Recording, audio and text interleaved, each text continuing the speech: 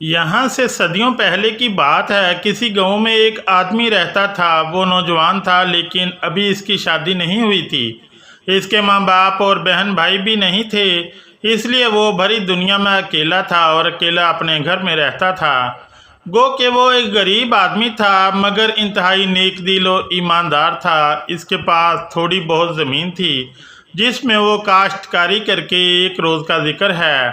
نوجوان اپنے تھان کے کھیت میں کام کر رہا تھا کہ اچانک فضا میں سے کسی پرندے کے پھڑپھڑانے کی آواز سنائی دی۔ وہ کام کرتے کرتے رک گیا، نظریں اٹھا کر دیکھا تو ایک کونج پھڑپھڑاتی ہوئی زمین کی طرف آ رہی تھی۔ کونج ایک پرندہ ہوتا ہے جسے آبی پرندہ کہتے ہیں، یا زیادہ تر پانی کے تالابوں کے قریب پایا جاتا ہے۔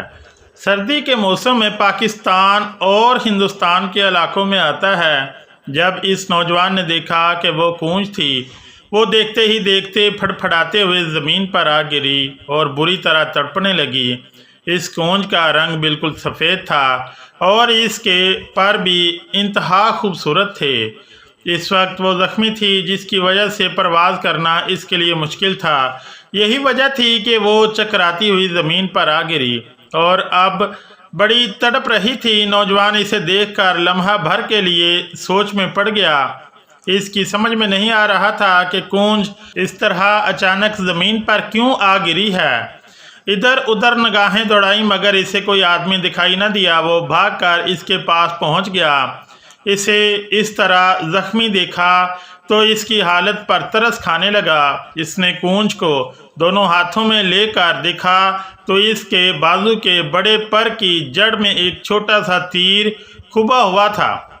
او مظلوم کونج، اب پتہ چلا کہ تم پرواز کیوں نہیں کر سکتی ہو اور زمین پر یوں اچانک کیوں آ گری ہو۔ اس نے یہ جملہ اس طرح کہا جیسے اپنے آپ سے بات کر رہا ہو۔ اس نے رحم بھری نظروں سے کونج کی طرف دیکھا اور پھر جلدی سے اس کے زخم صاف کیے اور پولے پولے ہاتھوں سے اس کے جسم کو سہلانے لگا تاکہ اس کا درد کم ہو اور حالت سنبھل جائے۔ اور ہوا بھی یہی۔ تھوڑی دیر میں کونج بڑی حد تک ٹھیک ہو گئی۔ اس نے 2-3 بار زور زور سے پر پھڑپھڑائے، گویا اب اڑنے کے قابل تھی۔ اس کے چہرے پر یوں اطمینان کے آثار نظر آ رہے تھے جیسے حقیقت میں اس کا درد کم ہو گیا ہو۔ یہ دیکھ کر نوجوان کو بہت خوشی ہوئی۔ جس نے اسے تھپ تھپاتے ہوئے کہا، پیاری کونج، آئندہ سے ہوشیار رہنا اور کسی شکاری کے نشانے کی زد میں مت آنا۔ اتنا کہہ کر اس نے کونج کو اپنے دونوں ہاتھوں میں اٹھایا اور فضا میں چھوڑ دیا۔ اس کے بعد دیکھتے ہی دیکھتے کونج فضا میں اڑنے لگی۔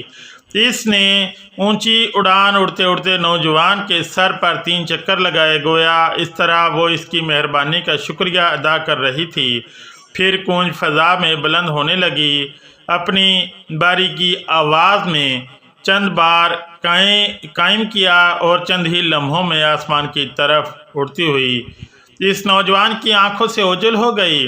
نوجوان اس وقت تک کونج کو اڑتے ہوئے دیکھتا رہا جب تک وہ نظر آتی رہی، اور جب اس کی نظروں سے غائب ہو گئی تو وہ پھر سے اپنے کام میں مصروف ہو گیا۔ اس وقت وہ دل میں بہت خوش تھا کہ اس نے ایک اچھا اور نیک کام کیا ہے۔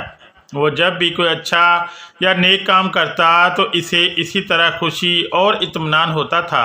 نوجوان دن بھر کام کرتا رہا۔ جب شام قدرے گہری ہو گئی اور آسمان پر کہیں کہیں ستارے بھی ٹمٹمانے لگے تو وہ اپنے گھر کی طرف چل دیا۔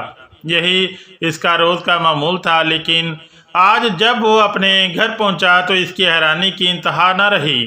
اس نے دیکھا کہ اس کے گھر کے دروازے میں ایک حسین و جمیل لڑکی کھڑی ہے، جوانی سے بھرپور، خوبصورتی سے مالا مال اور چہرے پر مسکراہٹوں کے پھول۔ اس نے پہلے کبھی اس قدر خوبصورت اور پیاری لڑکی نہیں دیکھی تھی۔ جو بھی وہ گھر پہنچا، لڑکی نے مسکراتے ہوئے خوش آمدید کہا اور بڑی میٹھی آواز میں بولی، دن بھر سخت محنت کر کے شام کو گھر آنے پر تمہارا شکریہ۔ اس قیاس کے اس بات سے نوجوان اور بھی چونک پڑا۔ وہ ہکا بکا ہو کر اسے دیکھنے لگا۔ دل میں خیال آیا شاید میں کسی دوسرے کے گھر میں آ گیا ہوں، لیکن یوں لگتا تھا جیسے اس لڑکی نے بھی اس کے دل کی بات جان لی تھی۔ वो इसी तरह मुस्कुराते हुए प्यार से कहने लगी, ये तुम्हारा अपना घर है और मैं तुम्हारी दुल्हन हूँ, मेरी दुल्हन। नौजवान ने हैरान होकर इस तरह कहा जैसे वो कोई ताज्जुब से बुत बना खड़ा था और फटी फटी आंखों से लड़की को देख रहा था। इसकी समझ में कुछ नहीं आ रहा था। हाँ, ये सच है, मैं तुम्हारी दुल्हन हूँ, इस खूबसूरत लड़की ने बदस्तूर मुस्कुराते हुए जवाब दिया। नौजवान ने कहा, मगर मैं इस पर कैसे यकीन कर लूँ? ये कैसे हो सकता है? मैं तो एक गरीब आदमी हूँ, मेरे पास तो कुछ नहीं, कोई मुझे इतनी खूबसूरत दुल्हन कहाँ से देगा? वो चंद लम्हों तक इसी तरह गुमसुम खड़ा रहा और फिर लड़की को मुखातिब करते हुए कहने लगा, मैं तो इस कदर गरीब हूँ कि कोई लड़की मुझसे शादी करने के लिए तैयार नहीं हो सकती। मेरे पास तो सिर्फ इतने ही चावल होते हैं जिनसे मैं मुश्किल से अपना ही पेट भर सकता हूँ। मैं तुम्हारी जैसी लड़की से शादी कैसे कर सकता हूँ? इस लड़के ने कहा, तुम बेफिक्र रहो, मैं आज से तुम्हारी दुल्हन हूँ, मेरे साथ आओ। वो इसके घर में दाखिल हो गई। इसने नौजवान को एक थैला पकड़ाया जो इसने हाथ में पकड़ रखा था और कहने लगी, ये थैला अपने पास रखो, इसमें तुम्हें हर रोज़ चावल मिल जाया करेंगे। नौजवान हैरानी से थैले को देखने लगा। सोचो मत, इस थैले में से जितने चावल निकालोगे इसके बाद इतने ही चावल इसमें और भर जाएंगे। आज से मैं तुम्हारी बीवी हूँ और फिर मैं तुम्हारे लिए कपड़ा भी बनाऊंगी। सूत के धागे से बना हुआ कपड़ा। मैं इस कमरे में अकेली जाऊंगी और 7 रोज़ तक इस कमरे में कपड़ा बनाती रहूंगी। और हाँ, तुम्हें मुझसे वादा करना होगा। लड़की ने कहा। नौजवान हैरानी से बोला, कैसा वादा? यही कि 7 रोज़ तक तुम इस कमरे में झांक कर नहीं देखोगे कि मैं वहाँ क्या करती हूँ। नौजवान गुमसुम खड़ा था और इसने इकरार में सर हिला दिया, गोया इससे वादा कर रहा हो कि वो 7 रोज़ तक कमरे में नहीं झांकेगा। इस नौजवान की समझ में बीवी की बहुत सी बातें नहीं आ रही थी कि वो कहाँ से आई थी, कौन थी और इस तरह इसकी बीवी कैसे बन गई और इस छोटे से थैले में क्या राज था जो चावल निकालने के बावजूद इसी तरह भरा रहता था। फिर सबसे बड़ी हैरानी की तो ये बात थी कि उन्होंने सूत के धागे का इंतज़ाम भी नहीं किया था, मगर बीवी थी कि कपड़ा बुनने के लिए कमरे में चली गई थी।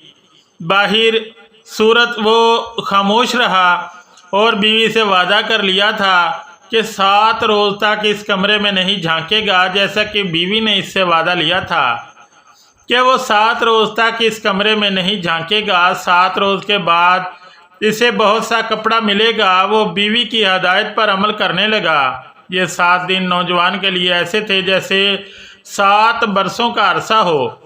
इस दौरान में इसकी बीवी जो दिन रात मुसलसल सुनाई देती थी। नौजवान कई बार बेताब सा हो गया। इसका जी चाहता कि कमरे में झांके, मगर फिर बीवी से किए वादे का ख्याल आता और इसके पाँव रुक जाते। इस तरह वो पूरे 7 रोज़ तक बीवी के बाहर आने का इंतज़ार करता रहा। जो 7वां दिन करीब आ रहा था, इसकी बेकरारी बढ़ती जा रही थी। फिर ठीक 7 रोज़ के बाद इसकी बीवी ने कमरे का दरवाज़ा खोला और वो ये देखकर हैरान रह गया कि इसके हाथों में इंतहाई खूबसूरत कपड़े का एक थान था। ये कपड़ा इस कदर खूबसूरत और नफीस बुना हुआ था कि वो सोच भी नहीं सकता था। वो हैरानी में डूबा खड़ा देख रहा था कि इसकी बीवी कपड़े का थान इसके जाने बढ़ाते हुए बोली, लो मैंने ये कपड़ा बुन लिया है, अब तुम इसे बेचने के लिए शहर ले जाओ। इसके साथ ही इसने ताकीद करते हुए कहा कि कपड़े का ये थान 100 शर्फियों के बदले फ़रोख्त करना, इससे कम में ना बेचना। दूसरे रोज़ सुबह ही सुबह नौजवान कपड़े का वो थान लेकर शहर की तरफ चल दिया। शहर पहुंचकर जब इसने कपड़ा फ़रोख्त किया तो इसके ताज्जुब और खुशी की इंतहा न रही। जैसे इसकी बीवी ने कहा था, वाकई वैसे ही हुआ। इसे कपड़े के बदले में बहुत बड़ी रकम मिली। इसने खुशी खुशी वो रकम पल्ले बांधी और तेज़ी से घर की तरफ रवाना हो गया। भागम भाग घर पहुंचा ताकि बीवी को रकम दे, मगर जब घर आया तो देखा इसकी बीवी खड्डी वाले कमरे में दरवाज़ा बंद किए बैठी थी और अंदर से कपड़ा बुनने की आवाज़ मुसलसल आ रही थी। इस बात से तो वो हैरान था کہ اس کی بیوی نے اتنا خوبصورت اور نفیس کپڑا کیسے بنا ہے، لیکن اس نے کہیں زیادہ تعجب اسے اس بات کا تھا کہ وہ بغیر کسی سوت کے دھاگے کے کپڑا تیار کر رہی تھی۔ وہ حیران ہونے کے ساتھ ساتھ کچھ پریشان بھی تھا۔ یہ کیسے ہو سکتا ہے؟ یہ کیسے ممکن ہے؟ وہ بار بار اپنے آپ سے سوال کر رہا تھا اور اس وقت کچھ جذباتی سا ہوا جا رہا تھا۔ دراصل وہ یہ چاہتا تھا کہ کپڑے سے حاصل ہونے والی رقم جلد سے جلد بیوی کو دے، لیکن بیوی نے اسے وعدہ لیا تھا کہ جب وہ کپڑا بنے تو وہ 7 روز تک کمرے میں نہیں جھانک سکتا۔ تاہم وہ اس وقت اپنے جذبات اور تجسس پر قابو نہیں پا سکتا تھا، چنانچہ وہ نہ چاہتے ہوئے بھی آہستہ سے آگے بڑھا اور اس نے دروازے کی درازوں میں سے اندر جھانکا۔ جو ہی اس نے درازوں میں سے اندر جھانکا، اس کی حیرانی میں اور بھی اضافہ ہو گیا۔ وہ ہکا بکا ہو کر رہ گیا۔ یہ کیا؟ اس کے لب پھڑپھڑائے۔ اس نے دیکھا کہ اس کی خوبصورت اور نازک اندام بیوی کی بجائے کمرے میں سفید کونج بیٹھی کپڑا بن رہی تھی۔ وہ اپنے جسم سے سفید اور ملائم پر نوچ نوچ کر انہیں دھاگے کی جگہ استعمال کر رہی تھی، اور اسی طرح کھڈی پر نفیس کپڑا تیار ہو رہا تھا۔ نوجوان یہ عجیب و غریب منظر دیکھ کر تو جیسے بت بن گیا۔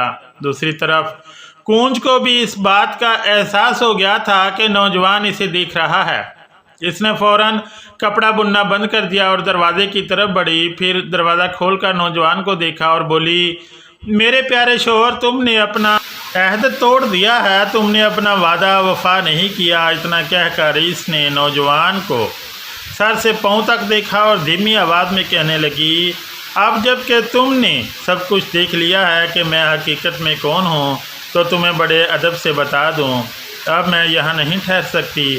میں وہی کونج ہوں جس کی تم نے جان بچائی تھی۔ میں صرف تمہاری مہربانی کا شکریہ ادا کرنے کے لیے عورت کے روپ میں آئی تھی اور تمہاری خدمت کی۔ دراصل میں تمہارے احسان کا بدلہ اتارنا چاہتی تھی۔ میں ایک پری ہوں۔ وہ لمحہ بھر کے لیے رک گئی اور پھر کھڈی میں آدھے بنے ہوئے کپڑے کی طرف اشارہ کرتے ہوئے بولی، مہربانی کر کے یہ آدھا بنا ہوا کپڑا میری نشانی کے طور پر اپنے پاس رکھو۔ یہ تمہیں ہمیشہ اپنے ٹوٹے ہوئے عہد کی یاد دلاتا رہے گا۔ اچھا، میں چلتی ہوں، خدا حافظ۔ کونج نے یہ کہا اور فضا میں پرواز کر گئی، اور پھر دیکھتے ہی دیکھتے ہمیشہ کے لیے آسمان کی وسعتوں میں غائب ہو گئی۔